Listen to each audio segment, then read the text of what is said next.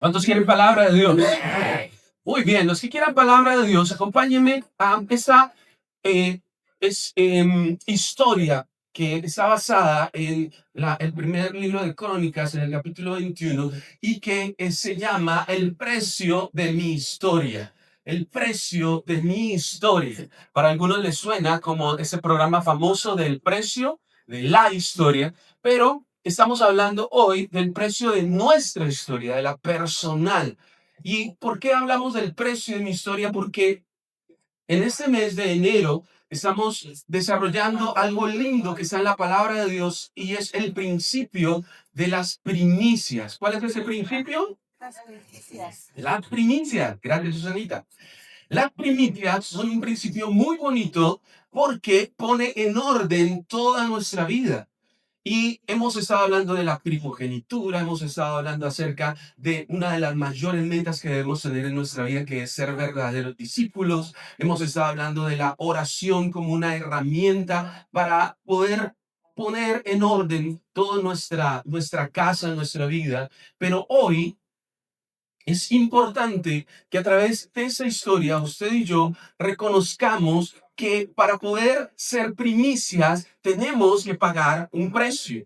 Y ese precio que tenemos que pagar está indicado por la experiencia, por la vivencia de un hombre que ahorita mi esposa mencionaba y es un hombre muy famoso, muy importante en la Biblia, que es el rey David. ¿Qué rey es? David. El rey David. Y quizás usted haya escuchado esa historia antes, pero yo quiero que usted hoy pueda medir cuál es el precio, no de la historia de David, sino de tu propia historia. Porque todos tenemos una historia para llegar hasta donde estamos hoy. Para que usted esté sentadito allí, cada uno de nosotros tuvo que pasar una historia y tuvo que vivir ciertas experiencias que lo trajeron hasta acá. Y esas historias a veces pasan por ciertas circunstancias que tienen un costo, un sacrificio. Para usted estar aquí el día de hoy ante la presencia de Dios, en la casa de Dios, tuviste que pasar muchas cosas, algunas muy difíciles, muy costosas, pero todas ellas te trajeron a la presencia del Señor. Y es más, muchas personas oraron por tu vida, oraron por tu familia, oraron para que tú pudieras estar aquí el día de hoy. Y esas personas también pagaron un precio de rodillas, en oración, en lágrimas, para que tu historia pudiera continuar pegada de la mano del Señor. ¿Cuántos aman la bondad de Dios? Y qué bueno sería que el título de tu historia estuviese plagado de la bondad, de la misericordia, de la fidelidad de Dios, pero sobre todo estuvieses consciente del precio verdadero de esa historia. Muchos de nosotros menospreciamos nuestra historia. Valoramos poco lo poderoso que fue Dios en nuestro pasado. Y yo creo que hoy es el día de ponerle el verdadero precio a nuestra historia, a la de cada uno de nosotros. ¿Y qué tal si le dice al que está a su lado, mi hermano, tu historia es muy valiosa en el nombre del Señor? Dígale a otro, tu historia es muy valiosa en el nombre del Señor. Vamos a leer la palabra de Dios en el primer libro de Crónicas, capítulo 21.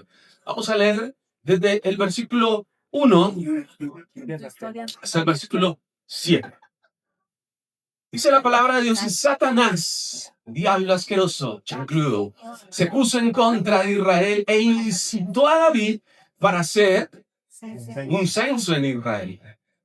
Entonces David les ordenó a Joab y a los comandantes del ejército: vayan y levanten un censo de Israel, desde Berseba hasta Dan, y tráiganme un informe para que yo sepa cuánta gente hay. Dicho sea de paso, que no está mal hacer un censo, ese no es el pecado, sino la motivación para hacer el censo. Él quería saber cuánta gente tenía bajo su cargo, de qué tamaño era su ejército, y con esto llenarse de orgullo. Pero Joab, el comandante, le dijo que el Señor multiplique 100 veces el número de gente que hay y que su majestad pueda verlo con sus propios ojos.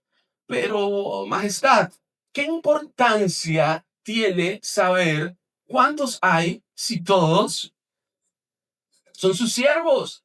Todos somos del mismo equipo. ¿Para qué contarlos? ¿Por qué va a provocar su majestad un motivo de culpa para Israel? Muy sabio, ¿no? Sin embargo, el rey David se mantuvo enérgico en la orden, así que Joab fue a hacer el conteo por toda la tierra de Israel y regresó a donde? A Jerusalén, donde manda capitán, no manda marinero. Joab le entregó el resultado del censo a David. Había en todo Israel 1.100.000 hombres que podían pelear a espada y 470.000 en Judá. Joab no estaba de acuerdo con la orden del rey y por eso no contó a la gente de la tribu de Leví ni de Benjamín, o sea que eran más. Y Dios, versículo 7, también se molestó con esa orden del rey. Y por eso, ¿qué hizo? Castigó a Israel. Hasta aquí usted ve en esta parte de la historia que hay un rey muy poderoso, que es el rey David, muy famoso, un rey que está en un momento excelente de su vida. Y escúcheme, a veces nosotros pasamos mayores pruebas no cuando nos está yendo mal, sino precisamente lo contrario, cuando nos está yendo muy bien. Porque cuando estamos pasando momentos de dificultad, de forma natural, muy latinoamericana, nos pegamos de Dios, ¿sí? Y buscamos el rostro de Dios si estamos en una enfermedad, buscamos el rostro de Dios si estamos en una quiebra económica o necesidades económicas, buscamos el rostro del Señor. Pero cuando nos está yendo bien, allí es donde Dios más prueba nuestro corazón. Porque muchas personas no hacen sino lo que quieren cuando tienen con qué, cuando están bien de salud, se olvidan inmediatamente de Dios y lo peor es que cuando vuelve a irles mal, a irles totalmente terrible, culpan a Dios y dicen, pero Dios, ¿por qué es así conmigo? ¿Por qué no me deja disfrutar de las mieles, de las cosas buenas? ¿Por qué todo me pasa a mí? Pero curiosamente es que tu corazón se acostumbró a buscar a Dios solamente cuando te va mal. Y has tomado a Dios de bombero, nosotros que estamos aquí al frente de los bomberos, y cada vez que tenemos un problema lo buscamos, pero cuando se soluciona el problema, nos apartamos de él. Y entonces, en ese momento, David no está frente a un gigante, no está contra Goliat, David no está siendo, no sé, objeto de calumnias de parte de Saúl, no está siendo perseguido, su hijo no le está traicionando, no hay un efecto externo, no hay una causa externa para un efecto en su vida, sino que le está yendo bien. ¿Y cómo es tu historia y cómo es mi historia a veces? A veces creemos que el evangelio es para los que les ha ido mal. Voy a contar mi testimonio. Yo antes era un pobre huérfano, abandonado, tirado en la calle, nadie me daba de comer, la gente pasaba y me pateaba y caí en los vicios. Luego perdí todo lo poquito que tenía, dos zapatos rotos en una apuesta. A mí todo me va mal. Y creemos que para esa gente, la pobre gente miserable, la que peor le va, para ellos es el evangelio. Pero para mí, no, ¿yo de qué me voy a arrepentir? Yo no he matado a nadie, yo no he hecho nada malo, yo no he hecho sino ser fiel a Dios, a mi familia, yo he sido bueno en términos generales. Es más, yo a la gente que me pide le doy su monedita. Y con eso creemos que nuestra historia cobra valor. Pero ojo, el evangelio no es para los que tienen la peor historia. A veces nuestra historia empieza en el mejor momento.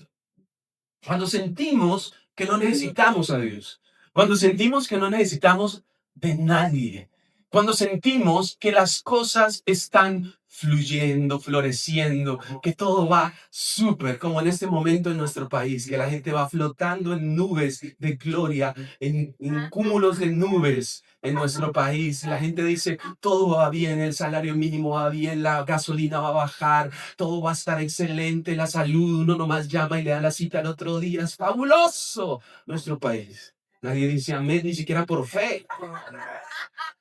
Sí, porque nosotros deberíamos, ¿cierto? Conocer la historia de nuestro país y no dejarnos engañar del politiquero de un lado, del politiquero del otro lado, sino conocer el precio de nuestra historia.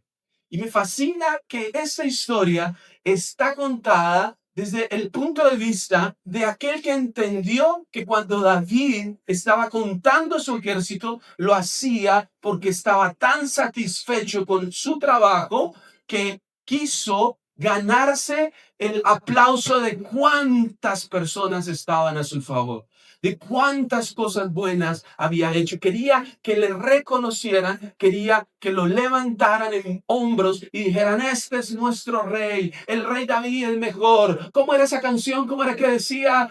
David mató, ¿cómo es? Saúl mató a 1000 y David a sus 10,000 y el pueblo se regocijaba. Eso. Y David soñaba con que volvieran a victoriarlo y volvieran a decir su nombre. David, ese es el rey. David, reelección. David.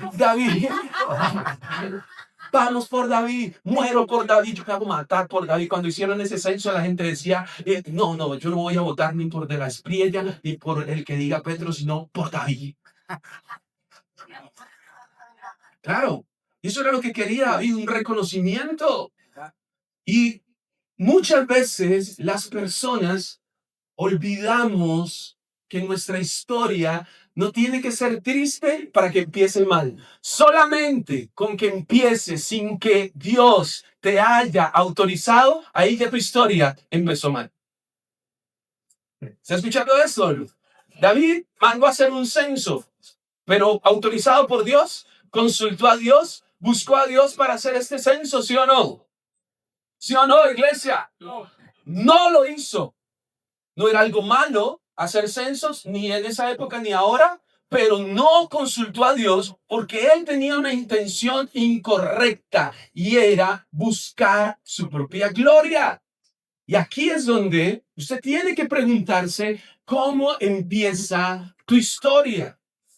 Si yo le digo a Dios que quiero caminar con Él en este año 2026 y estamos en enero haciendo nuevos planes, nuevas metas, nuevos propósitos, pero en mi historia yo me siento tan satisfecho con mi vida que empiezo a decir, bueno, voy a hacer un plan donde incluya a Dios, porque la verdad es que todo está bien. En mi familia no hay problemas, estoy bien con mi esposita linda, ternurita, hermosa, y estoy bien con mis hijos, todo está bien, me siento satisfecho, no paso hambre, no paso necesidad. Yo creo que, bueno, como está todo muy bien, entonces vamos a colaborarle a la gente de la iglesia. Como todo está muy bien, vamos a tratar de ayudarle a los pobrecitos, los que están pasando la mal en esta época. Vamos a ayudarle un poco a la gente y vamos a tratar de hacer algo que implique a Dios. No. Aún, escúcheme, por favor, présteme atención, aún las cosas buenas que se hacen por fuera de la voluntad de Dios terminan siendo malas, terminan siendo una trampa cuando estamos llenos de orgullo. Y por eso yo le quiero regalar el primer punto, si usted me lo permite. El primer punto de esta historia es, número uno, el precio de mi carácter. ¿Cuál es el precio que pagas en tu vida por tu carácter? El carácter es lo que define tu persona. ¿Cómo somos nosotros? Las características nuestras son aquellas que definen nuestras determinaciones, nuestras decisiones, nuestras actitudes. Y David había perdido de vista que él tenía que consultar al Señor, que él tenía que buscar el rostro de Dios. Y por eso el precio de tomar determinaciones, de tomar decisiones, tomar actitudes sin buscar el rostro del Señor es un precio alto, es un precio costoso, es un precio doloroso. Al punto que él dijo, bueno, ¿para qué ser rey si no puedo alardear de mi ejército? ¿Para qué tener corona si no puedo decirle a Joab, cállese la jeta, que usted no manda, mando yo? Y si yo digo que se haga un censo, se hace el censo. ¿Aló? Esto es tremendo. ¿Para qué ser rey si no puedo tomarme una selfie con todo el ejército atrás montado en caballería? ¿Para qué ser rey si no puedo chicanear, como decimos en el Valle del Cauca, si no puedo chicanear de lo que Dios ha hecho? si no puedo darme ínfulas de lo maravilloso que soy? Entonces soy David el salmista, pero también soy David el guerrero, pero también soy David el rey, pero también soy David el que todo lo hace bien. Oh, rey David, seas alabado, seas exaltado, David. Pero David tenía un problema en su carácter. En ese momento, David no estaba atendiendo la voz de Dios. Iglesia del Nazareno, usted hoy vino a buscar el rostro del Señor. ¿Cuántos vinieron a buscar el rostro del Señor? Eso dice muy bien de tu carácter. Pero la pregunta es, ¿estás dispuesto o dispuesta a que Dios te envíe mensajero que te aconseje para que corrijas tus decisiones? ¿O tu carácter no te lo permite? Tu falta de carácter no te permite hacer que las recomendaciones que te manda el Señor las escuches. Miren lo sabio que era Joab. Joab, uno de sus tremendos y fieles guerreros, uno de los más tremendos guerreros. Joab, me fascina la historia de Joab. Pero Joab en ese momento era más sabio que el rey David. Y el carácter de David le faltó, como le faltó el día en que Urías el Eteo no se dejó manipular para irse a acostar con su esposa Betsabé. ¿Se acuerdan de esa historia? Que ese es otro chisme famoso, eso es tremendo, voz populi. Porque David emborracha a su soldado para engañarlo y que vaya y se acueste con su esposa para esconder que ella había quedado en embarazo y le había traído la prueba de embarazo con las dos rayitas, ¿sí? Y entonces él dijo, yo a este lo emborracho, lo engaño, cuando llegue y se acueste con su esposa, así no tengan relaciones, ella le puede inventar un cuento y le dice, uy, mi hijo, pero usted es tiro fijo. Y ya. Y ya con eso. Pero Urias, digno, se quedó y dijo, yo no puedo ir a descansar a mi casa si mis compañeros están en la batalla, allá peleando. Yo no soy capaz. Así esté borracho porque usted me obligó. Porque el rey lo obligó a tomar. ¿Sí? ¿Estamos de acuerdo con eso o no? Sí. Porque ¿alguien aquí lo ha obligado a tomar alguna vez? Nadie levanta la mano. Porque puede pasar, es bíblico. Alguien me puede obligar a, o se lo toma o se lo echo, le decía hoy. Se lo toma o se lo echo, usted no sale de aquí si no es borracho, hágame el favor. Y él, a pesar de estar borracho, tenía una conciencia tal de su lugar en Dios, de su carácter, que él no se dejó manipular sin saber que lo querían engañar. Y terminó siendo más santo estando borracho que David en sano juicio. Como Joab terminó siendo más sabio que David, siendo David el rey. O como pudo pasar en, en tu historia, en tu vida, que personas que no siendo creyentes te han hecho alguna recomendación, te han dicho, no está bien que tú siendo cristiano digas estas cosas, no está bien que tú siendo creyente digas estas cosas, no está bien que tú hagas esto siendo un hijo de Dios, deberías pensar mejor en lo que haces. Y sabe, muchas veces le decimos a esas personas, ¿usted por qué está metido? ¿Usted qué va a saber?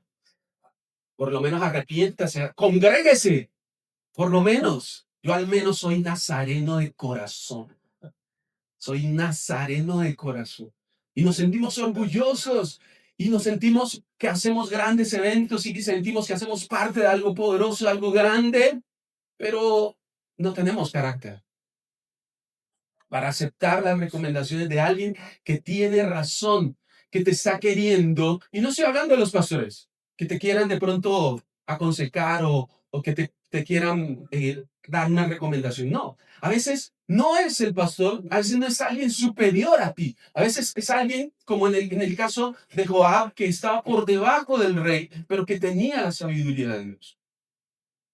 Y alguien te puede decir, mira que yo he visto eso en tu vida y tú eres espectacular en todo, pero si mejoraras esto serías perfecto.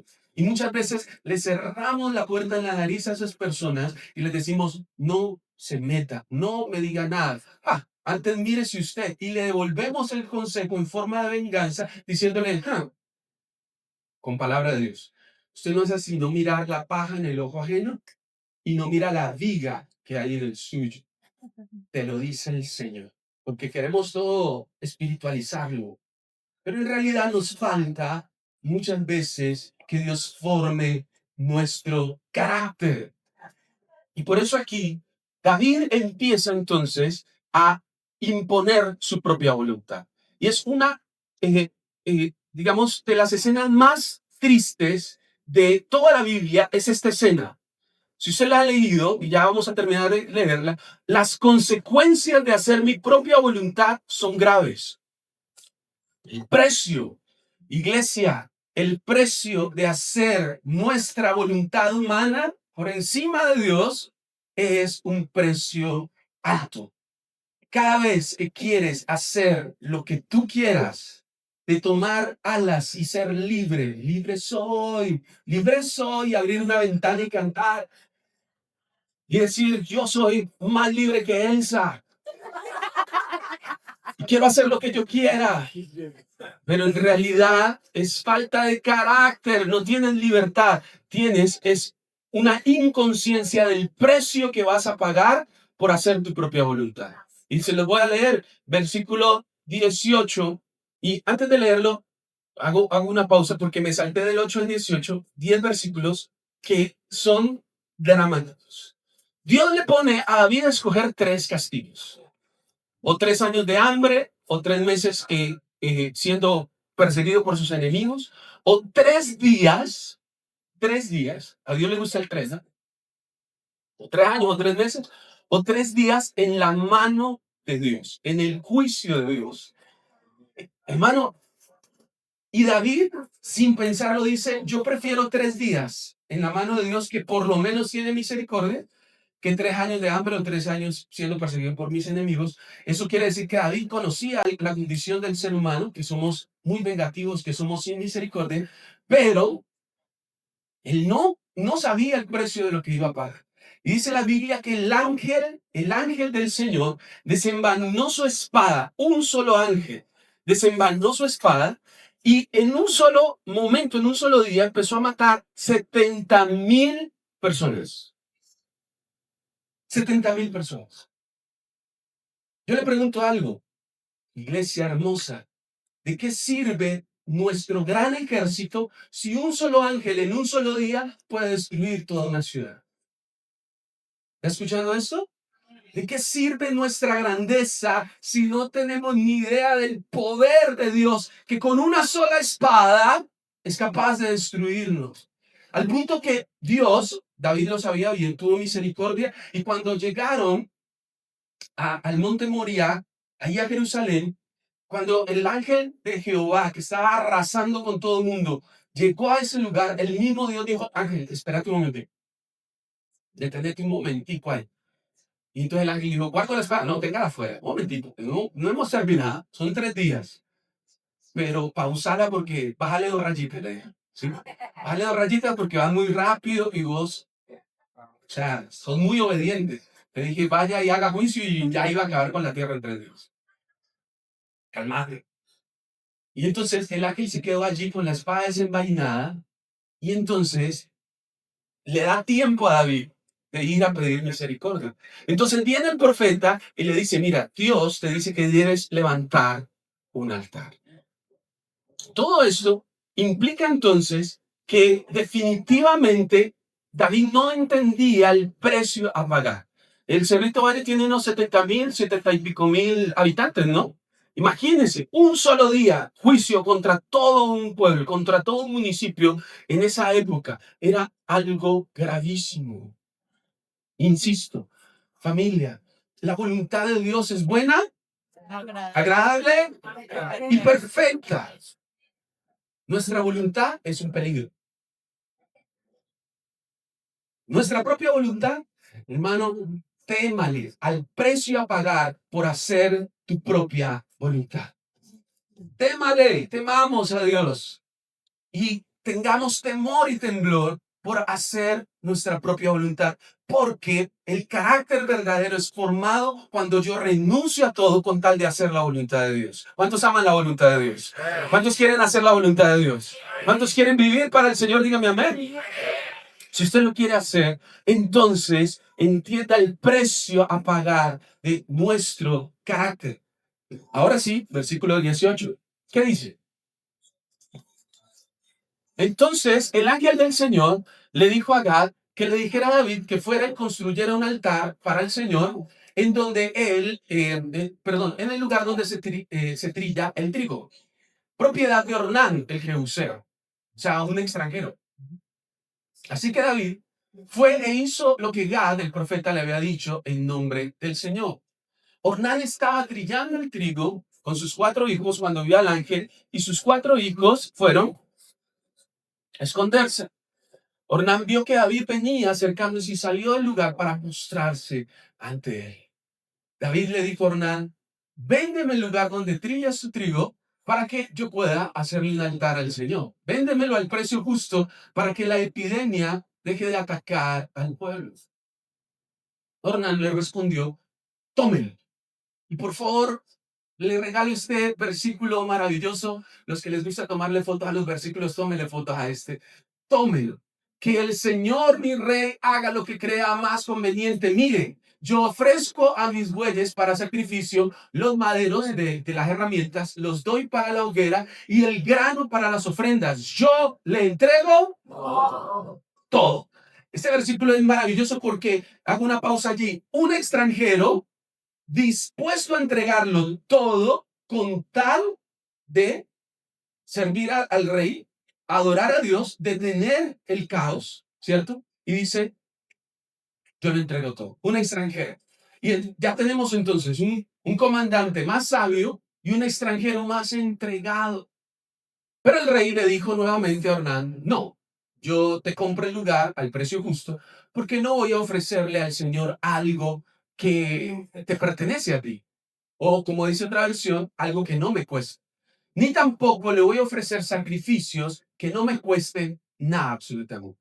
Así que David le pagó a Onán el equivalente a 15 libras de oro por el lugar.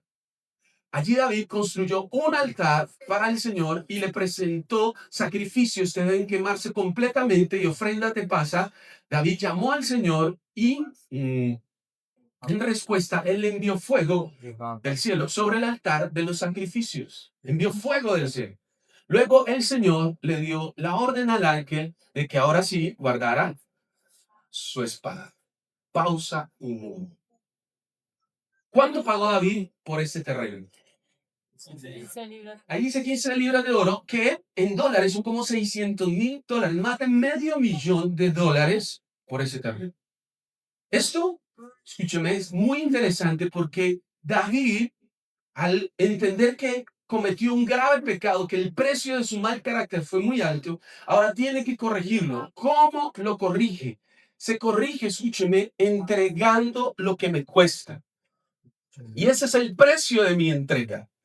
En toda historia hay un momento de la historia suya y mía donde usted entregó lo que más le costaba, donde usted entregó lo que más le dolía, donde usted rindió a Dios gran precio para hacer su voluntad.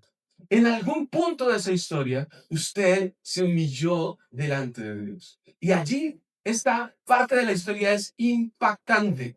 Hay un extranjero dispuesto a regalarlo todo por el Señor, pero David entiende que lo que Dios necesita es que el rey se arrepienta. Porque no sirve de nada tener la corona si no tienes el carácter. No sirve de nada ser el rey si no te rindes delante de Dios. Porque ¿quién es el verdadero rey? Así tengamos corona, el verdadero rey es Él. Así tengamos privilegios, el Señor fue el que compró esos privilegios. Y entonces viene David, organiza el altar, ¿cierto? Compra el lugar, organiza el altar y viene algo sobrenatural. Viene fuego del cielo y enciende el altar. Ahora, escúchame. Recuerde que esto de que descienda fuego del cielo no es que eso pasaba todos los días. No era que usted iba a hacer un sancocho y ponía la leña y ponía la olla y Señor manda fuego del cielo, ¡pum! Y se prendió el sancocho. No, no pasaba todos los días. Pasó con el profeta Elías, ¿se acuerdan? cuando se enfrentó a todos los falsos profetas de Baal, de Acera, y ellos rogaron toda la noche para que cayera fuego del cielo y no cayó. Y luego viene Elías y pone madera, y a la madera, ¿qué más le pone? ¿Gasolina? No, agua, que la gasolina es muy cara. Y le pone agua, y le pone tanta agua que chorreaba agua para que no hubiese duda de que allí iba a caer el fuego del cielo, y cayó fuego del cielo. Cuando inauguraron el tabernáculo, también en el altar de los sacrificios, el altar de bronce, cayó fuego del cielo. Esto era algo sobrenatural. Entonces, escuchen, David hace un altar, cae fuego del cielo y David cae en cuenta de algo especial. Y es que Dios le está respondiendo a algo que él está ofreciendo porque decidió pagar el precio de eso que está ofreciendo. Muchas veces nosotros queremos respuestas de parte de Dios. Queremos orar y que Dios nos responda. Queremos clamar y que Dios inmediatamente actúe. Pero la pregunta es, ¿qué le estás ofreciendo al Señor? ¿Lo que te cuesta o lo que te sobra? Lo que te cuesta, y le voy a decir esto, familia. Muchas veces la vida cristiana no se trata de cuánto das, sino de cuánto entregas. Son dos cosas diferentes. ¿Está escuchando? Le pongo un ejemplo bíblico. La viuda pobre que dio 2 moneditas y viene Jesús y le dice a los discípulos, vengan muchachos, vengan, les explico algo espiritual. Esta mujer pobre, viuda, dio más que todos los hombres ricos del templo. Yo creo que los discípulos a veces le hacían a Jesús como, "Duh, ¿cómo se te ocurre? ¿Cómo va a dar más si es pobre?" Y Jesús le estaba explicando, era de ella no dio de lo que le sobra, dio de su necesidad, lo dio todo, todo absolutamente. ¿Por qué Abraham es el padre de la fe? Porque teniendo un hijo, lo ofreció, un hijo, ya saben, ¿no? El legítimo, ¿no? No el otro que salió de la oración que ustedes la saben, no. No oraciones están. Tenía su hijo, el prometido, y lo ofreció delante del Señor, que casi lo pasa al papayo, ¿cierto? Porque vino un ángel, y yo creo que era el mismo ángel de la espada, porque llegó rapidísimo, ¿no? Porque ya había levantado el cuchillo cuando el ángel lo detuvo. Eso fue tremendo. Y llega Abraham y ofrece a su hijo en sacrificio. Una locura.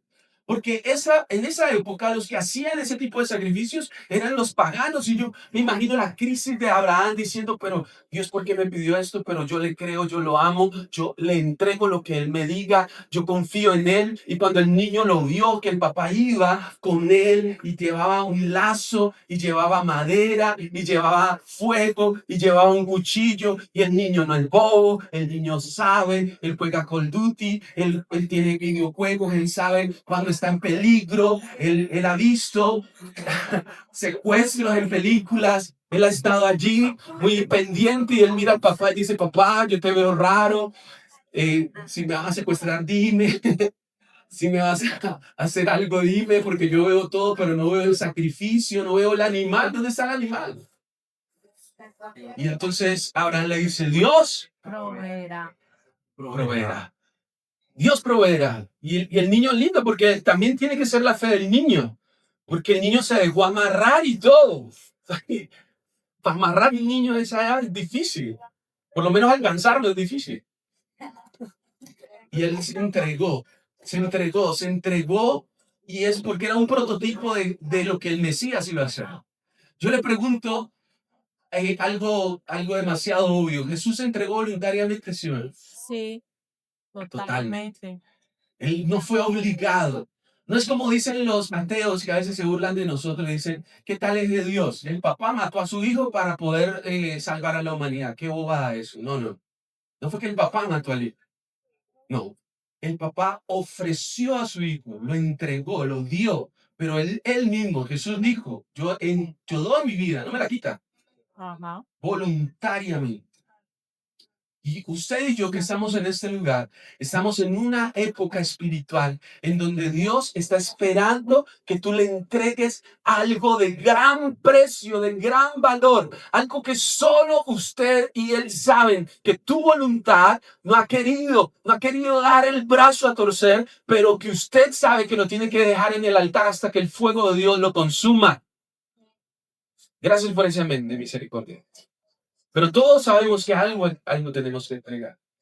Alguna actitud, alguna situación personal, alguna cosa que ha estado guardada, reservada, que amas, que cuidas, que te gusta hacer, pero que no hace parte de la voluntad de Dios. Y ese es el precio que tienes que pagar. Y cuando pagas ese precio, y aquí es donde viene el punto número 3, el versículo 28, cuando pagas ese precio y el ángel guarda la espada, David vio que el Señor le había respondido en el lugar en que Ornán, el jebuseo, trillaba el trigo y le ofreció sacrificios. La carpa sagrada que Moisés había construido estaba en el santuario sobre Gabaón, en otro lugar. Y allí también estaba el altar de los sacrificios que deben quemarse completamente. Pero David no pudo ir a ese lugar a pedirle ayuda a Dios porque quedó atemorizado al ver la espada del ángel del Señor. Escúchame lo que le voy a decir, el punto número 3, si puedes ponerlo allí. El precio de tu raíz. En tu historia, usted y yo tenemos una raíz espiritual. Tu raíz espiritual es la historia, no desde tu nacimiento, sino desde antes de que tú nacieras, está marcada por la historia de todas tus generaciones. Y eso es especial porque David acaba de descubrir algo que de pronto usted ya sabía, pero se lo recuerda. David comete un pecado, ese pecado tiene consecuencias, pero cuando la consecuencia, la plaga, la epidemia, el ángel de la muerte viene, se queda justo en el monte Moriah. El monte donde Abraham había ofrecido a su hijo, el mismo, siglos atrás. Y allí en ese mismo monte, David compra el terreno, hace el altar y viene fuego del cielo. David dice, aquí hay alguien. Aquí en ese lugar está pasando algo. Yo tengo el tabernáculo en Gabaón, pero no alcanzo a ir hasta allá y además me da temor por el ángel de la muerte. Por lo tanto, en ese lugar específico está la presencia de Dios y el hijo de David, que se llama el rey Salomón. ¿Se acuerdan de Salomón? ¿Cierto? ¿Sí se acuerdan del rey Salomón? Construye el templo en ese mismo lugar. Es decir, David compró un terreno en donde él no sabía, solo sabía que hasta ahí llegaba la consecuencia de su pecado, pero ese lugar era especial porque tenía una historia. Allí había sido ofrecido, entregado el hijo de Abraham. Allí en ese lugar, ese monte era especial. Hasta el sol de hoy es especial. Hasta el sol de hoy las naciones se pelean por ese pedazo de tierra que David compró con un gran precio. Y con eso lo que estaba haciendo David era limpiando, escúcheme, su raíz espiritual. Era limpiando con una ofrenda delante de Dios. Estaba limpiando ¿qué? Su raíz espiritual. Escúcheme, hay personas que son inconscientes de esto. Hay personas que dan ofrendas sin saber que con ella están limpiando su historia generacional, su porvenir, su historia, su futuro. Está dependiendo de lo que sacrifiques en ese lugar. En este tiempo en donde Dios se está manifestando, usted está en una parte de su historia donde Dios se está manifestando con fuego del cielo. Y muchas personas a veces dejan pasar eso. ¡Ay, cayó fuego del cielo! Ah, bueno, qué bueno. Chao, nos vemos. Y se mueve, siendo que ahí está Dios. Cuando Jacob vio una escalera en un sueño que subían y bajaban ángeles, ¿qué hizo? ¿Qué hizo? Se despertó y dijo, ay, yo no sabía que aquí estaba Dios. Inmediatamente tomó una piedra, le echó aceite, la consagró y prometió y dijo, Señor, de todo lo que me des, te daré el 10%. ¿Por qué hace eso? Porque cuando usted ve una manifestación del cielo, hace un pacto con Dios. No se va así como así. Usted inmediatamente ve una manifestación de Dios, usted dice, caramba, aquí algo pasa. Yo tengo que hacer algo para limpiar mi raíz espiritual. Seguramente Usted en este año o en este tiempo ha visto cómo el Espíritu Santo de Dios se ha manifestado en su vida. ¿Alguien puede decir amén a eso? Pero lo pregunto en serio, no me diga amén porque yo le diga que diga amén, sino que dígame si usted ha visto la manifestación del Espíritu Santo en su vida, dígame amén. Si usted ha visto la manifestación de su vida, de Dios en su vida, la pregunta es, ¿qué has ofrecido en ese espacio? ¿Qué has ofrecido en ese lugar? ¿Qué has hecho? ¿Qué has hecho para marcar eso como un sello en tu historia y digas, este día mi vida cambió? Amén. Yo tengo claros los momentos de mi vida en donde mi vida cambió. El día que le pedí matrimonio a Giselle, ese día no se me va a olvidar. En un centro comercial me arrodillé, le saqué el anillo, le dije, mi amor, quiero casarme contigo. Además que me tienes cansado con tu intensidad. Ese día mi vida cambió porque yo sabía que para comprar ese anillo tuve que entregar gran precio. Todavía lo debe tener, ¿sí? Sí. Y yo era pobre, pobre, pobre, hermano. Bastante pobre. Era de fiar en la tienda, imagínense, muy pobre. Era bastante pobre. Y yo le digo, pagué gran precio porque yo dije, una mujer como ella no la voy a encontrar. Alguien que ame a Dios, que quiera servir a Dios y que me aguante a mí, nunca la voy a volver a encontrar. Eran las tres características que yo le pedí a Dios. Que ame a Dios, que sirva a Dios y que me aguante. Ya, punto. Y hermano, ¿cuáles son los momentos en donde usted en su vida marcó su historia? ¿Qué hiciste? ¿Algo especial? David tomó ese lugar, lo compró por 600,000 dólares para la época de ahora, pero ese precio era poco para lo que Dios iba a hacer en ese lugar. Allí iban a hacer el templo de Salomón, que luego iba a ser reconstruido por Zorobabel, que luego iba a ser modificado por Herodes, y que luego Jesús iba a estar predicando en ese lugar diciendo, de este templo no quedará piedra sobre piedra, porque él entendía que tenía que levantarse un pueblo que pague el precio de limpiar su raíz, el precio de buscar con entera santificación al Señor, con entrega, de entregarle todo al Señor, de antes de ir a hacer el censo de decir, uy, mire, el año pasado me gané tanto, uy, mire, aquí está todo lo que hicimos, todo lo que bien que viajamos, lo lindo que vivimos. No, no, no, antes de eso, ¿qué vas a entregarle al Señor? ¿Qué es lo que más te cuesta? Y a veces no tiene que ser dinero. Jacob no entregó dinero. ¿Qué entregó Jacob? Una piedra y acero. A veces lo que tienes que entregar es tu almohada, por ejemplo. La almohada y la cobija se han llevado más unción que cualquier otro demonio en la historia de la humanidad. Una almohada y una cobija son a veces el instrumento más terrible, la pereza, y no has querido limpiar tu raíz. Y entonces te quejas de que, uy, no, mis primos que están perdidos, mis tías que están locas, mis papás que no me entienden, pero has pagado el precio de rodillas por orar por ellos. Estás viniendo a orar, estás clamando a Dios. ¿Has hecho algo especial espiritual por sus vidas? ¿Qué estás haciendo? O a veces nos quejamos del trabajo, ay, hermano. Nos quejamos tanto de nuestro trabajo. Pero ¿qué has hecho para hacer la diferencia en tu economía? ¿Te has contentado con lo mucho o lo poco que recibes? ¿O le has dicho al Señor, Señor, como nunca te voy a creer? Les voy a contar una historia mientras Jesús David empieza a tocar el piano, que significa que ya se me acabó el tiempo. Escúcheme. Hace años había un seminario que se llamaba El Mundo para Cristo, en la primera iglesia bautista en Cali. Y venían predicadores de los 5 continentes a enseñar cómo predicar, cómo evangelizar. Y estaba yo ahí porque dentro de los talleres hacían talleres de música, talleres de alabanza.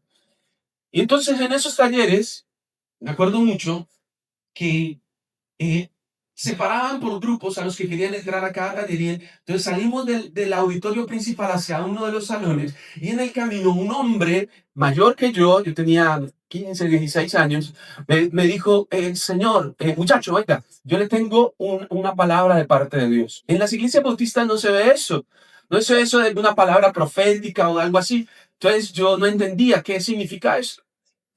Y entonces Él me hizo aparte y me dijo, mira que yo no te conozco, pero Dios me dice que el Señor te va a bendecir y te va a prosperar, que Dios te va a levantar y te va a utilizar como un instrumento en sus manos. Es lo que Dios me dice y te lo quiero decir. No te conozco. Mucho gusto. Mi nombre es Guillermo y te voy a dejar mi teléfono por si alguna vez quieres hablar. Y ya, y se fue. Para mí, eso fue impactante, porque obviamente a esa edad yo no tenía ni idea de lo que Dios quería hacer. Pero años después, muchos años después, yo estaba pasando muchas necesidades económicas y me daba rabia acordarme del tal Guillermo. Yo decía, Guillermo mentiroso este, pajudo. ¿Cómo que Dios me va a levantar y me va a prosperar? Y estoy pasando una crisis horrible, no tenía plata para nada, no tenía plata ni para el betún de embetunar la suela del zapato. Porque yo tenía que embetunar hasta la suela, ponía un cartón para tapar un hueco, el cartón es café, entonces me tocaba embetunarlo para disimular que era cartón. Y no tenía ni para el cartón ni para el betún. Y yo odiaba en secreto, en silencio, como a un Guillermo. No tengo ni idea dónde está Guillermo ahora. Lo detesté. Porque supuestamente yo decía, Dios me mandó una palabra a mí a esa edad, pero unos añitos después yo estaba pasándola muy mal. Y entonces, un día, no puedo decir que fue la revelación, pero un día estaba adorando a Dios con mi guitarra viejita, desafinada porque las cuerdas ya no daban para más. Y estaba yo cantándole a Dios, diciéndole, preguntándole por qué estoy pasando lo que estoy pasando. ¿Por qué estoy en esta situación de pobreza, de enfermedad, de abandono, de soledad, de depresión? ¿Por qué estoy así, Señor? Si tú supuestamente enviaste un mensajero con una palabra de prosperidad, y yo me ilusioné cuando Guillermo me dijo eso, yo dije, "Uy, mañana me gano un baloto, algo va a pasar, pero mi vida va a cambiar". Y no pasó ni ese mes, ni ese año, ni a los 3 años. Y entonces Dios, maravilloso el Dios, que me preguntó por el precio que yo estaba pagando. Me dijo, ¿por qué estás pidiendo que se cumpla una palabra si tú no has pagado, no has ofrecido, no has entregado nada para que esa palabra se cumpla? No has entregado nada. Lo único que has hecho es quejarte, victimizarte. A todo el mundo le dices que no has comido. En todo lado bostezas para ver si te invitan a almorzar. En todo lado dices, no, pero es que claro, como yo vivo en barrio pobre, me toca lejos, como yo no tengo carro, como yo no tengo moto. Y el Espíritu Santo en esa habitación pequeñita donde yo vivía solo, él me empezó a confrontar y a decirme, tú eres pobre, pero eres peor que pobre, eres pobre y orgulloso. Eres pobre y mediocre. Eres pobre y no te esfuerzas por lo que amas. Hermano, ese día me di cuenta que la culpa no era del pobre Guillermo, sino que yo no había pagado el precio. Yo no había pagado el precio. Y pasó mucho tiempo. Y para la gloria del Señor, aunque no somos millonarios, hoy le puedo decir, don Guillermo tenía razón. Él tenía un tiempo de bendición, de sanidad, de restauración, de prosperidad para mí, para mi familia. El Señor ha sido fiel, el Señor ha sido bueno, el Señor nos ha sostenido. Cuando más enfermo he estado y no he podido trabajar, el Señor nos ha sustentado, nos ha bendecido, nos ha cuidado, porque Dios sí cumple. Dios lo que promete, lo cumple y Él limpia tu historia. Él limpia tu raíz. Él bendice tu raíz.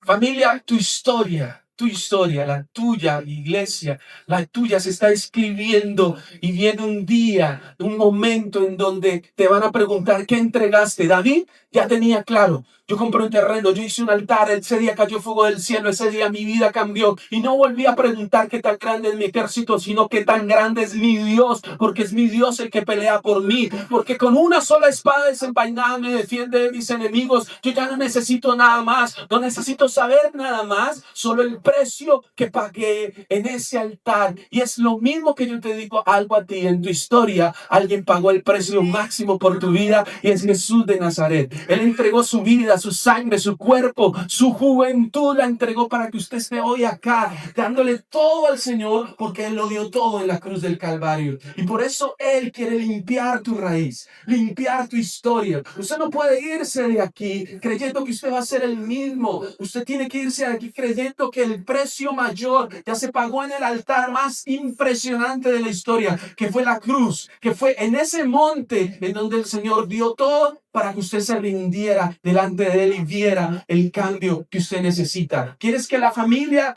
donde estás formándote cambie? ¿Quieres que la historia de tu ciudad cambie, de tu nación cambie? Solamente deja que el Señor pague ese precio en la cruz con su sangre por ti y por mí. El precio de Jesús es el valor de tu historia.